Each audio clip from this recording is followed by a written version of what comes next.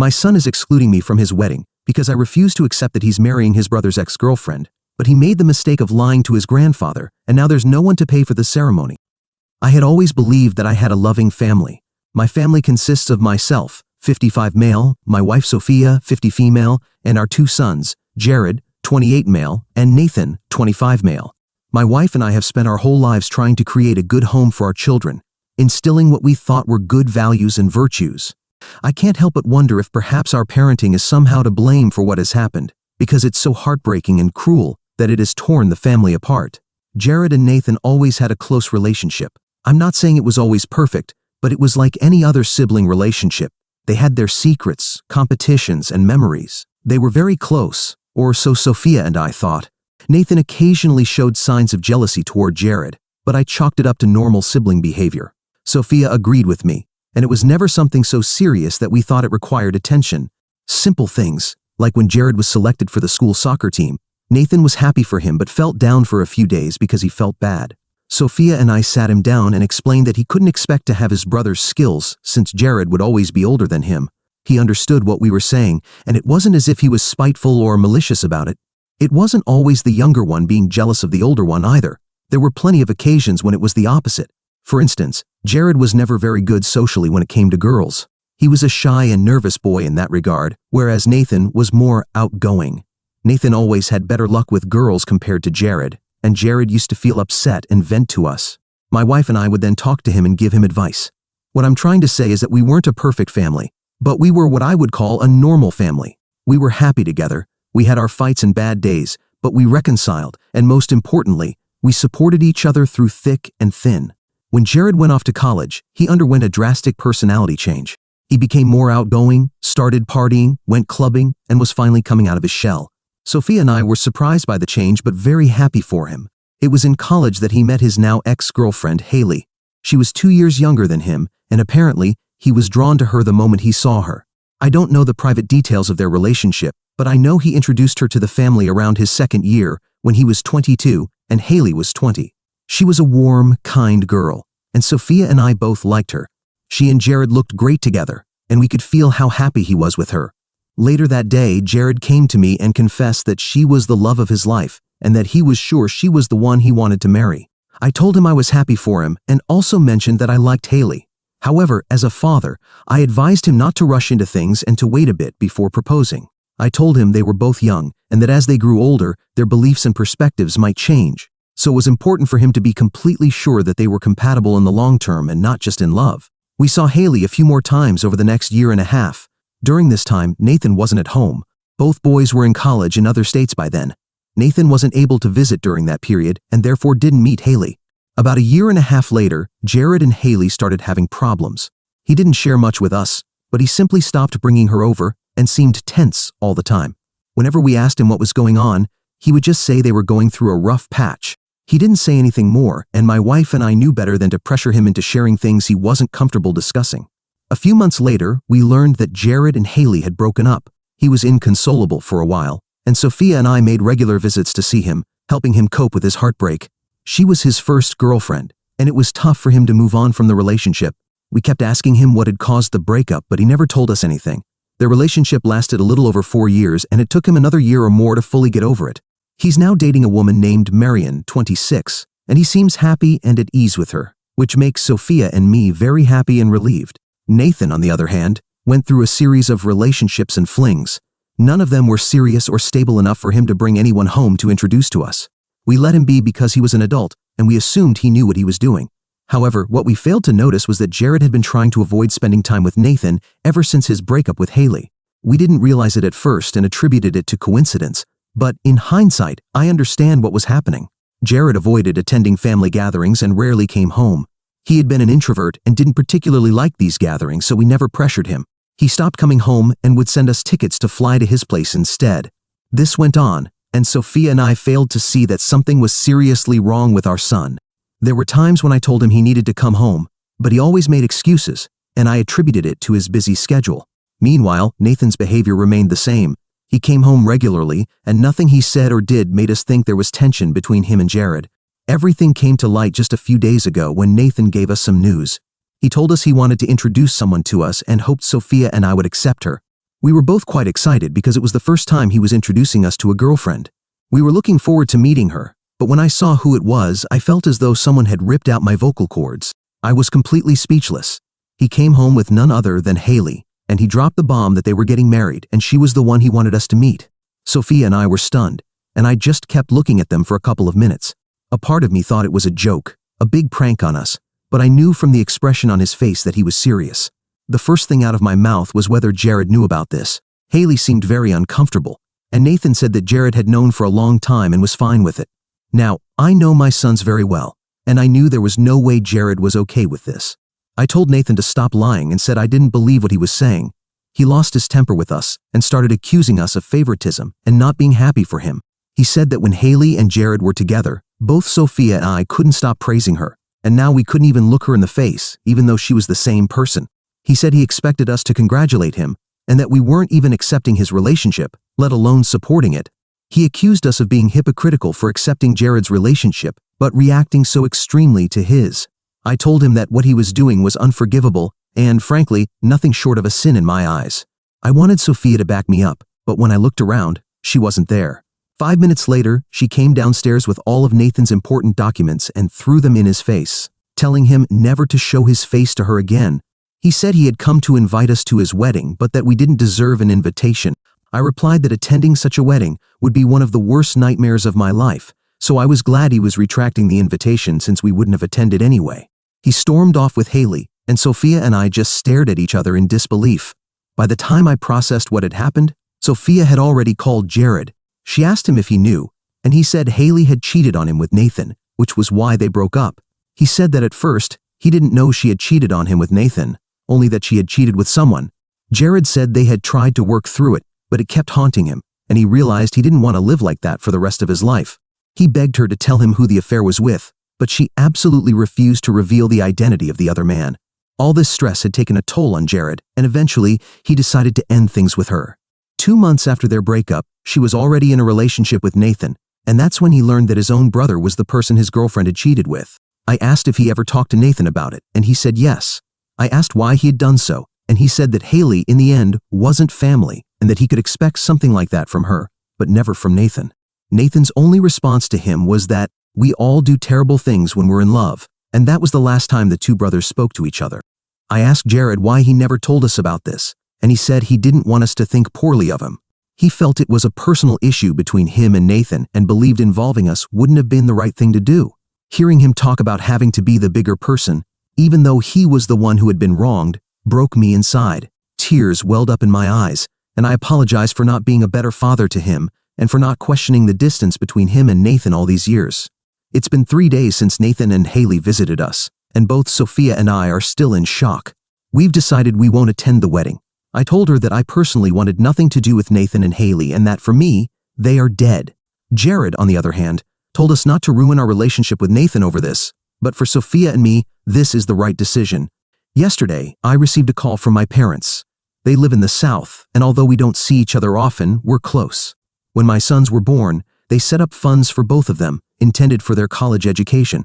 It stung a little because I felt it was my duty as a father to prepare and save for them, and I had also set up funds for them. In the end, the boys both got partial scholarships and used my funds, so both still have the funds my parents set aside for them intact. My father told them both when they turned 21 that the money was theirs to use as they saw fit, with no conditions on how they spent it. Well, apparently, Nathan was planning to use that money to fund his wedding to Haley. My father called me to give me a stern lecture about not attending the wedding. Nathan had complained to him about our lack of support, and Dad was furious. He was practically yelling on the phone, saying he had raised me better than to abandon my own son, especially on the most important day of his life. He said Haley was a lovely girl, and that I should trust my son's judgment and not make an issue just because I didn't like my future daughter-in-law.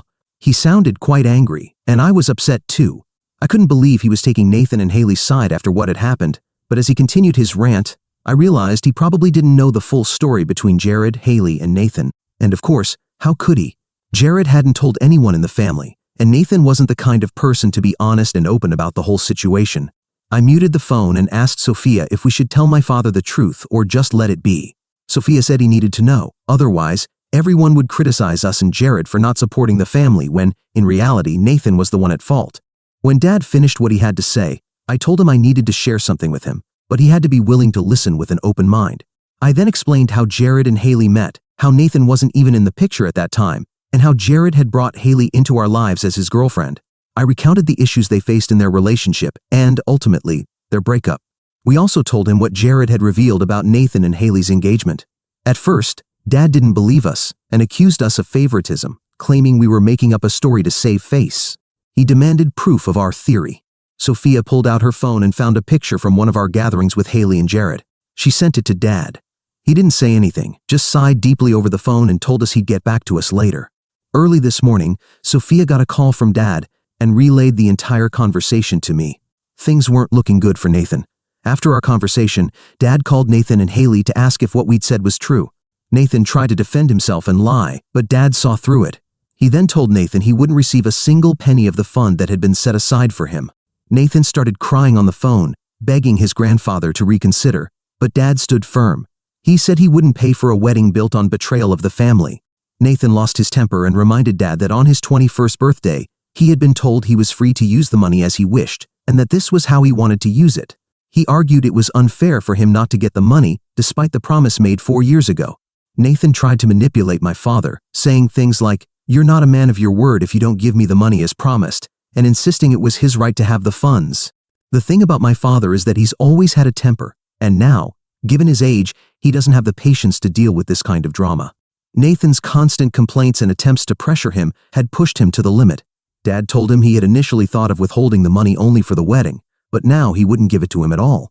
However, because Nathan was acting so arrogantly and showed no remorse, Dad decided he wouldn't give him the money at all. To make matters worse, he told Nathan that the money would now go to Jared. That was probably the moment Nathan realized he had dug his own grave. He began to apologize, saying he'd spoken out of anger, but it was too late. Dad didn't relent, and I know Nathan will never see a single penny of that fund in his life. Dad had called Sophia basically to inform her about these recent developments and to thank us for telling him the truth. He said that if he had given Nathan that money and been even indirectly responsible for financing the wedding, the guilt would have consumed him. He also told us that he planned to make the full backstory of Nathan and Haley's relationship public within the family, to expose their true nature. Sophia was a bit worried about this plan because she felt Jared might not agree. She pointed out that Jared had moved on, and dragging him back into this mess might do more harm than good.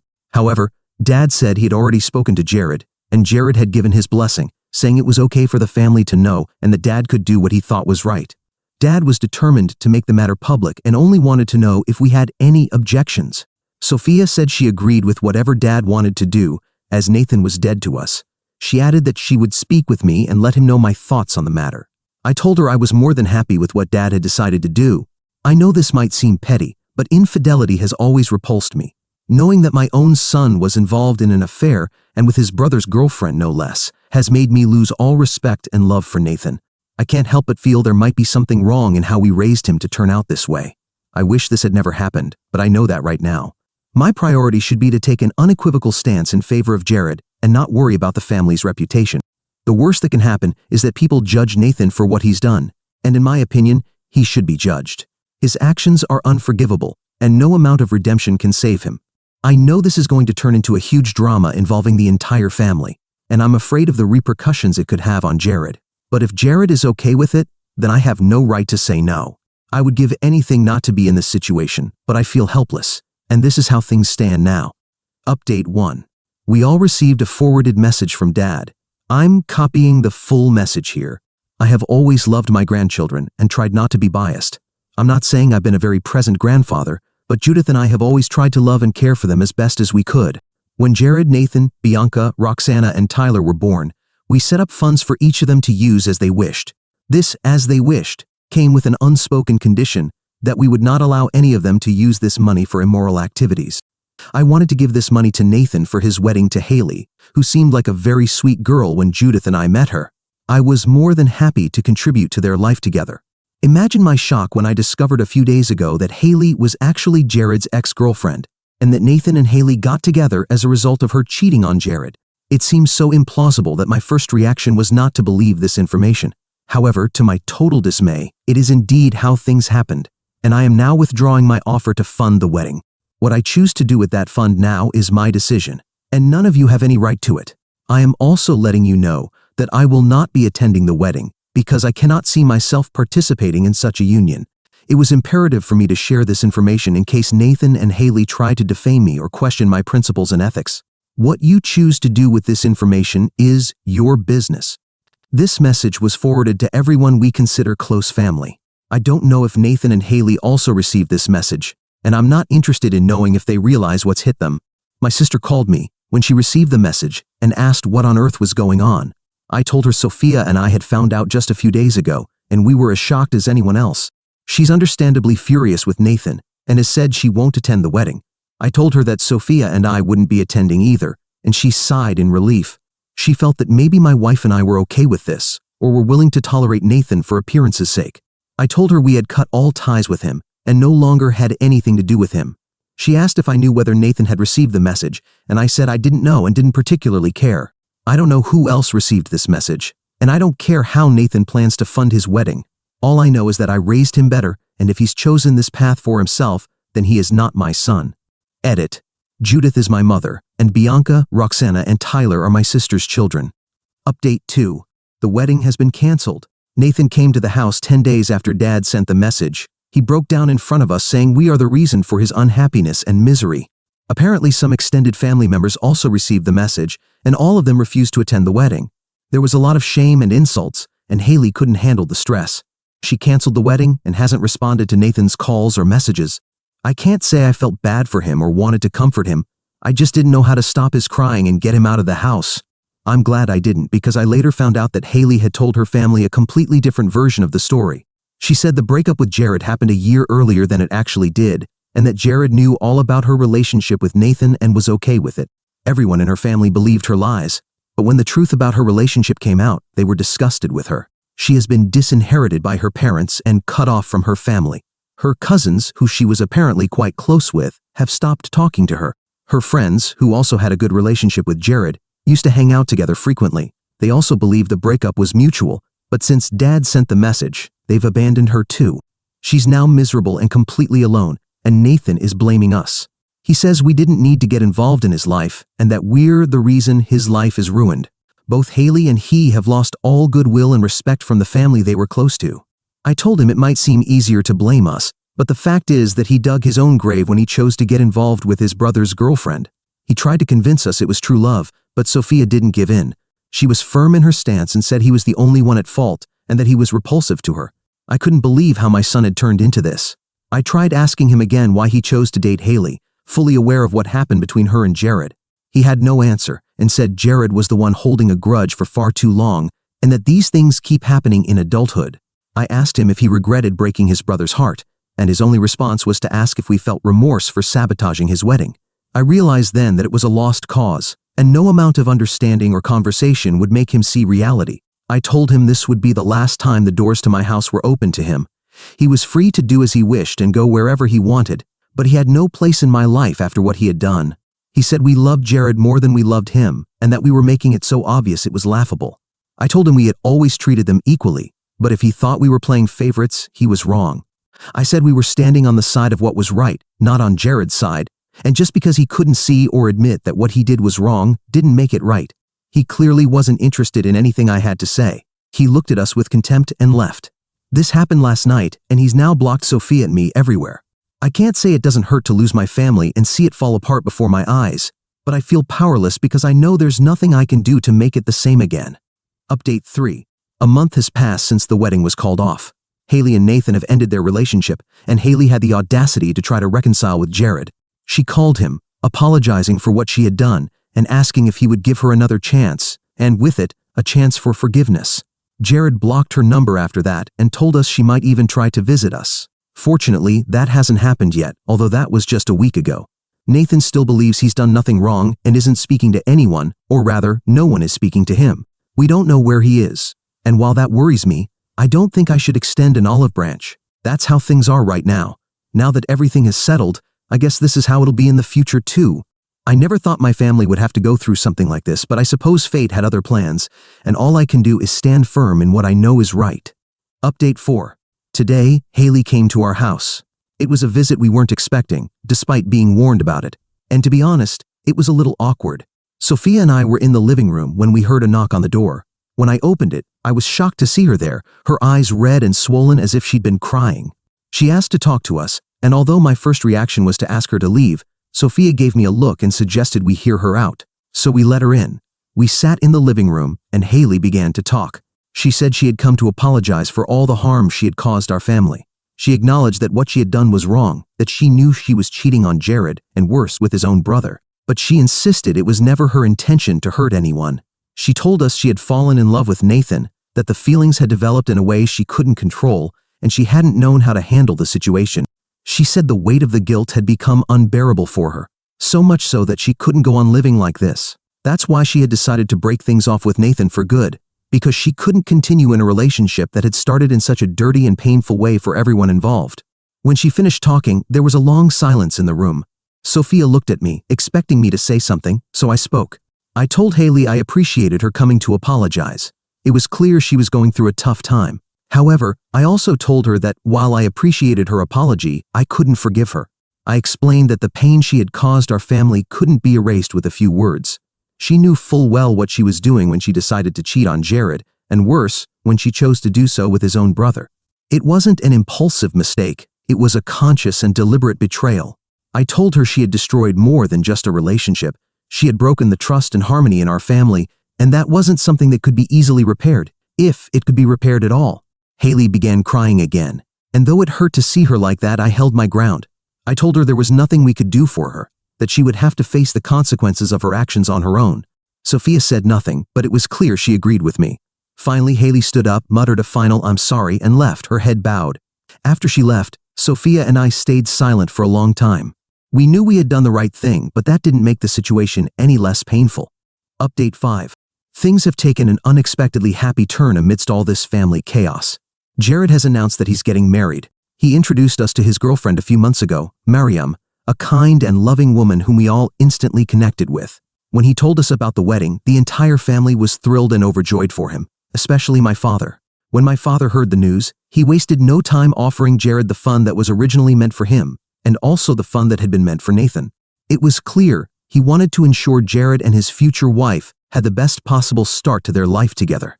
Jared, ever sensible, decided to use his own fund to pay for the wedding, and the one originally for Nathan, as a down payment on a house to begin his married life. Seeing Jared so happy and excited has filled us with pride and relief. After everything he's been through, he's finally getting the happiness and stability he so deserves. Sophia and I have been involved in the preparations, helping wherever we can, and savoring every moment of this new chapter in his life. However, not everything has been so simple. A few days ago, I received a call from my sister. She was thrilled for Jared and congratulated us on the upcoming wedding. But then the tone of the conversation shifted. She told me Nathan had been trying to reach out to the family, apparently to apologize and try to mend the relationships he had broken. My sister told me that, while some were willing to hear him out, most were turning their backs on him. I thanked my sister for letting me know and told her that, for now, my focus is on Jared and ensuring he has the wedding he's always dreamed of. I can't let the drama with Nathan overshadow this important moment in his life. After hanging up, I thought about how complicated everything has become. It's hard to see a child stumble so badly, but I also know I can't let his mistakes continue to affect the family, especially now that Jared is about to start a new chapter in his life. For now, all we can do is support Jared,